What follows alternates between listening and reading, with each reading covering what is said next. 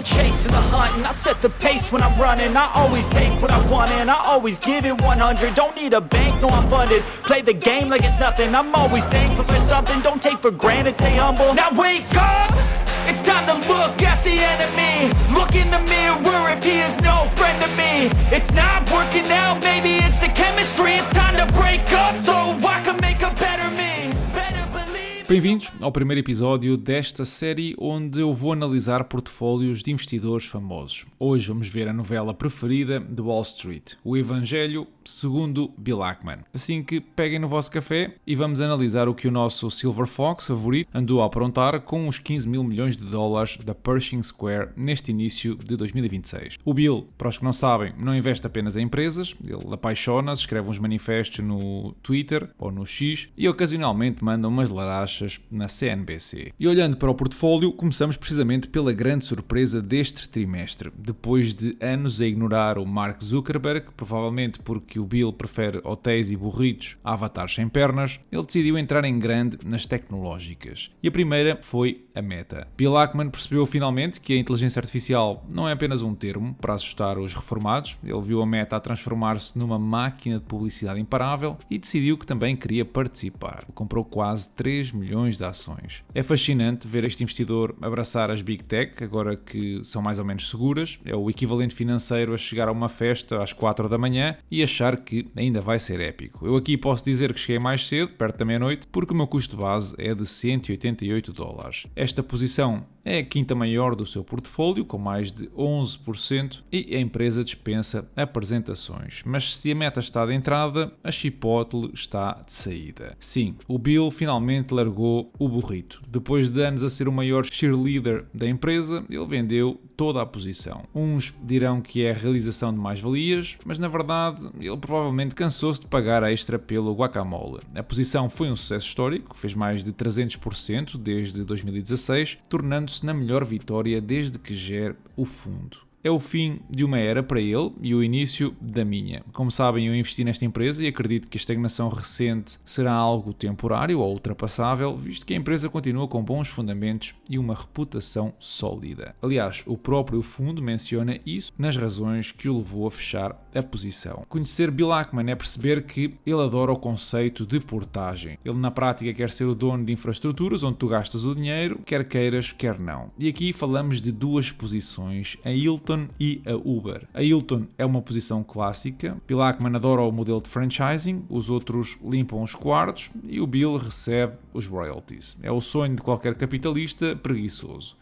A posição ocupava pouco mais de 5% do portfólio e os ajustes até a este último trimestre de 2025 tinham sido muito ligeiros. Aliás, uma empresa que nos últimos 12 anos tem retornado 14% ao ano, o melhor mesmo é não mexer. No entanto, este mês, na carta aos investidores, Bill Ackman disse que fecharam a posição nesta empresa. A Uber é a nova querida do portfólio, ao representar praticamente 15%. Bill Ackman acredita que a Uber é o sistema operativo dos transportes, uma espécie de American Express, onde tem uma rede de pagamento e de logística que ninguém, segundo ele, vai conseguir replicar. Pessoalmente, eu tenho algumas dúvidas e tens a oportunidade de conhecer a minha opinião sobre esta empresa num episódio que eu publiquei no ano passado, assim que marca aí para ver de seguida. Ainda no portfólio temos um gigante adormecido, a Alphabet. Ele reduziu a posição em ações da classe A, mas continua agarrado às ações da classe C. A diferença entre elas é, na prática, só o poder de votação nas Assembleias Gerais e aqui Ackman teve um breve momento de pânico com o ChatGPT em 2023, mas depois lembrou-se que o Google é essencialmente a internet. Aguentou a pressão quando todos diziam que o Google ia morrer e agora está a reduzir a posição, apesar de não ser nada de significativo. A Amazon é outra das surpresas deste último trimestre, aumentou a posição em 65%, ao contrário, por exemplo, do Warren Buffett, e esta é agora a terceira maior posição do seu portfólio, com mais de 9 milhões de ações, ou, se quisermos, 14%. São 2 mil milhões de dólares que estão investidos e ele não está na empresa pelos livros ou pelas entregas de 24 horas. Ele olha e acha que o maior catalisador deste negócio é a AWS, a nuvem que sustenta metade da internet, mas também pela publicidade. Para ele, a Amazon é quase uma utilidade pública disfarçada de loja online, é uma aposta segura num mundo mundo cada vez mais incerto, o que é estranho, digamos, vindo de um homem que uma vez apostou o destino do fundo na Herbalife. A posição tem um custo médio de $210 por ação, o que representa 0 de ganhos desde que abriu a mesma, mas estas coisas, como vocês sabem, não se avaliam posições a semanas ou meses depois de entradas, é preciso dar tempo para perceber se vai ou não ser uma boa opção. A Amazon não é definitivamente uma má empresa, aliás, muitos destes super investidores estão bullish ou otimistas em relação ao futuro da mesma. Agora, uma coisa é certa, este ano deve apresentar fluxos de caixa negativos devido ao enorme gasto em capex de crescimento, com os data centers que, também, convenha-se, ainda não é muito certo se vão trazer resultados ou que tipo de resultado. E é um valor superior a todos os demais hyperscalers. Portanto, é algo que deves analisar com mais detalhe para conseguir construir uma opinião. A Restaurant Brands International é também uma posição que ele já tem há mais de 12 anos. É uma empresa dona do Burger King, da Popeyes e do Tim Hortons. O Bill já disse, adora o modelo do franchising porque, tal como no Hilton, aqui ele não tem de fritar as batatas. Ele só quer que tu comas o Whopper e a empresa lhe envia um cheque. Na prática, um investimento seguro. Em tempos de crise, as pessoas comem Whoppers e em tempos de bonança as pessoas continuam a comer Whoppers. Esta empresa tem sido uma máquina de dividendos e de crescimento estável, mas nada de extraordinário, ali à volta dos 8% ao ano. E atualmente representa cerca de 10% do seu portfólio. De seguida temos empresas como a Howard Hughes e a Seaport. E nestas, Ackman não é apenas um investidor, é o presidente do conselho de administração. A Howard Hughes constrói cidades inteiras, o que chamam de Master Planned Communities,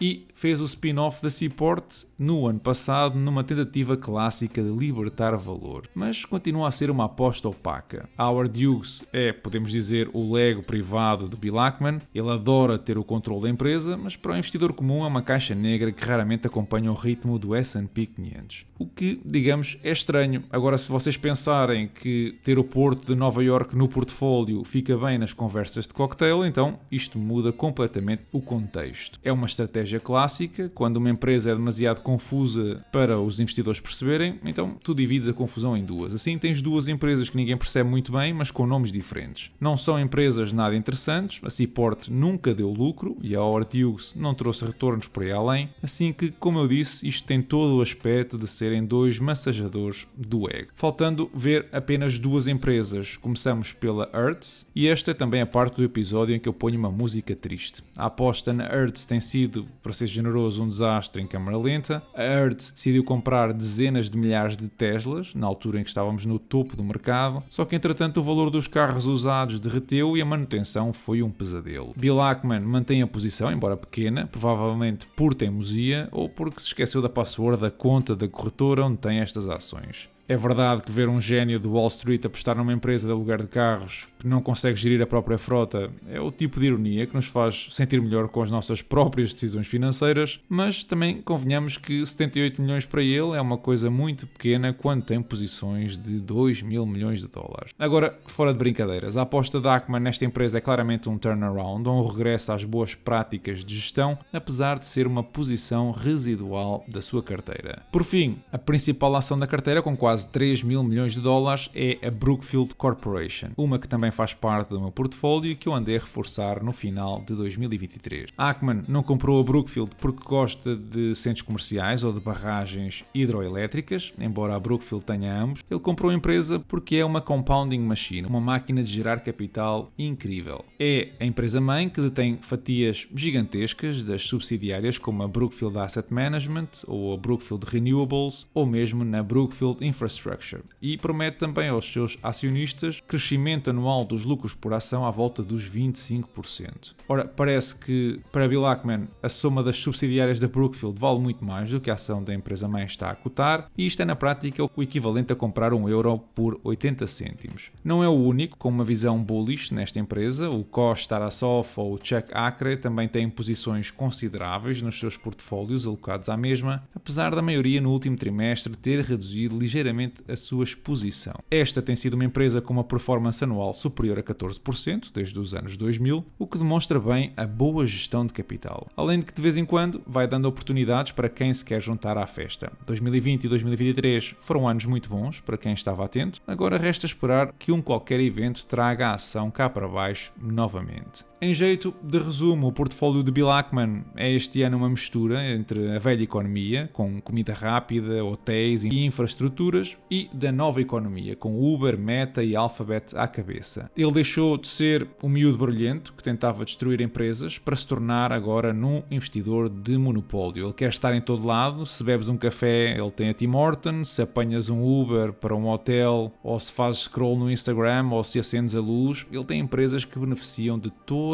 essas ações. Mas visto o portfólio, quero-vos falar ainda sobre 3 momentos-chave que marcaram a vida deste investidor. O primeiro está relacionado com a teimosia e 5 anos de confrontos com outro grande investidor, o Carl Icahn. Ackman apostou $1.000 milhões em contra da Herbalife, acusando-a de ser um esquema piramidal e que terminaria em bancarrota. E existe até um documentário sobre este tema que na altura colocou o Ackman na ribalta, mas no final perdeu uma batelada de dinheiro e também a aposta. Envolvidos 3 anos, um momento de gênio, ou se calhar menos ético, deu-se na altura da pandemia. Ackman ligou para a CNBC, o canal americano, em lágrimas, a dizer que era o fim do mundo e que o país devia fechar durante 30 dias, a taxa de mortalidade do vírus era elevadíssima e que estava tudo muito pessimista. O mercado, no decorrer da chamada, caiu a pique, foram mais de 1000 os pontos que o Dow Jones perdeu pelas lágrimas de Ackman. O que não se sabia nessa altura é que tinha feito uma aposta de 27 milhões nessa queda, que rendeu uns estonteantes 10.000% ou 2,6 mil milhões. Foi uma jogada que muitos apelidaram de gênio, mas que pode esbarrar na consciência de outros tantos. Por fim, falar de um desastre, ou se calhar até 2, e começam pela mesma letra: Netflix e Nike. A primeira durou 3 meses na carteira e custou ao Ackman quase $400 milhões,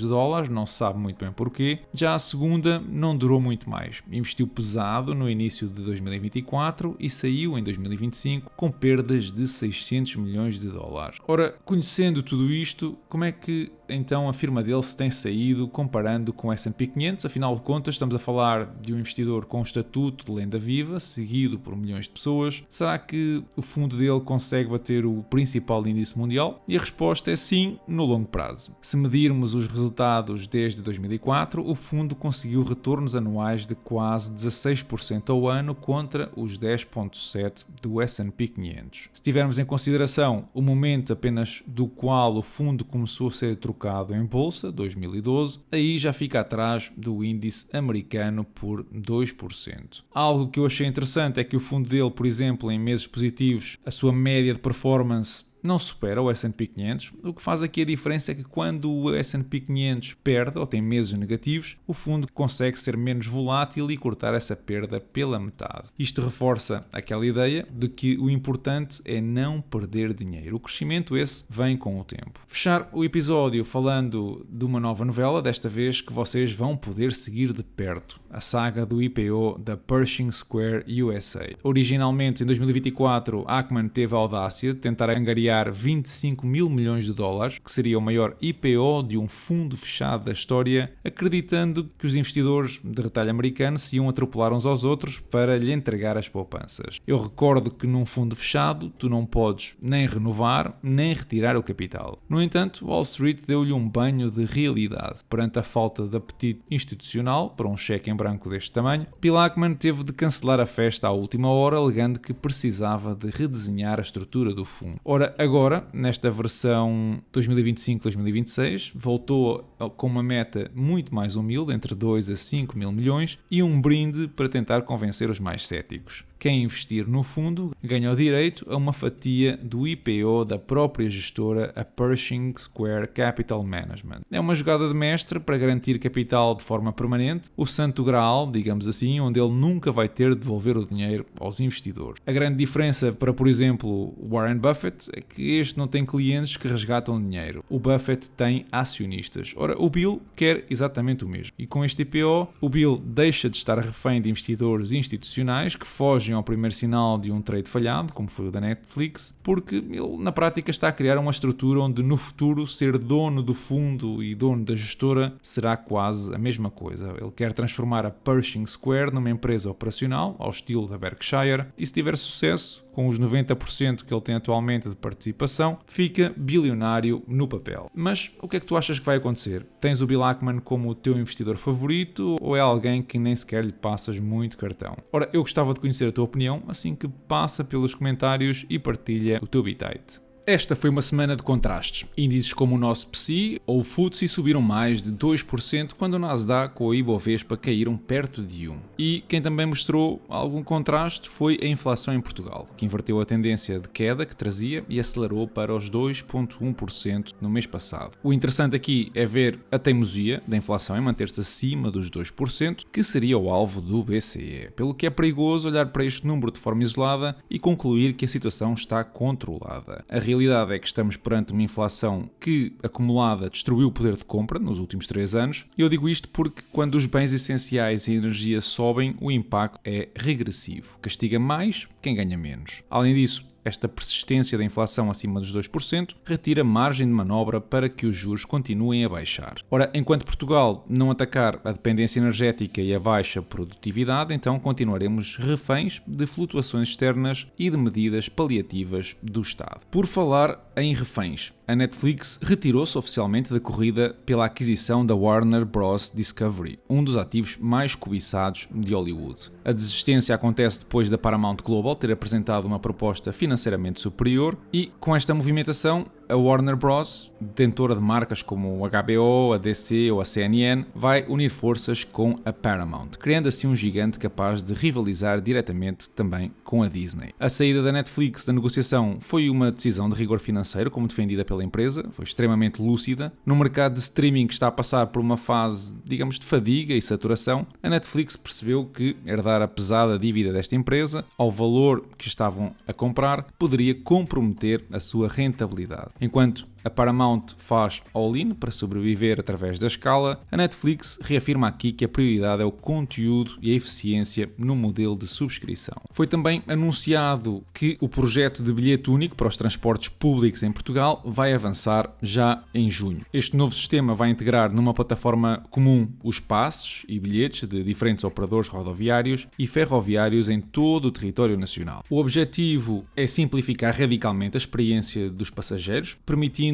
que uma única validação ou um título único de transporte sirva para viagens intermodais entre diferentes cidades e regiões. E é, no fundo, o passo que faltava para que o passo social deixe de ser um privilégio urbano e passe também a ser um direito de mobilidade nacional, forçando, assim, uma modernização digital que o setor dos transportes em Portugal já devia ter abraçado há mais de uma década. No que toca ao portfólio, nós vimos uma subida de dividendo da Home Depot, mas nada de extraordinário, e o portfólio esse fechou nos $113 mil, com mais de $104 em dividendos recebidos no mês de fevereiro. Neste momento a performance anda à volta dos 2,6% este ano, acima, por exemplo, da Berkshire ou da Pershing Square, que vimos no episódio de hoje. Eu também publiquei uma nova análise da Fannie Mae, exclusiva para os membros do Patreon, assim que, se queres apoiar este canal, passa por lá e pondera subscrever, tens inúmeros benefícios e uma comunidade de 200 pessoas prontas para te receber. Não te esqueças também, obviamente, do Spotify e Instagram, onde eu vou publicando o podcast mensal e outros conteúdos, e por hoje ficamos por aqui. Da minha parte, eu desejo-te uma excelente semana e bons investimentos.